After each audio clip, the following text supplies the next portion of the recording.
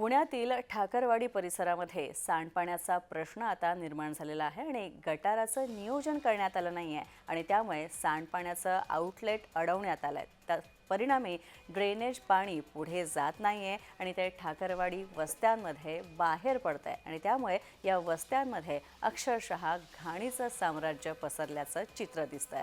त्यातच आता पाऊस सुरू झालाय आणि त्यामुळे घाणीचं साम्राज्य अधिकच पसरायला सुरुवात झालेली आहे. रोगराई, दुर्गंधी, साथीचे रोग या सगळ्या समस्यांनी इथे अक्षरशः थैमान घातलेलं आहे आणि या समस्येबाबत इतर स्थानिकांनी वारंवार प्रशासन आणि ग्रामपंचायत तसेच इतर अधिकारी यांच्याकडे वारंवार पाठपुरावा तर केला, पण प्रशासन काही याकडे लक्ष देत नाहीये. अखेर या स्थानिकांनी जय महाराष्ट्रकडे आपली कैफियत मांडली.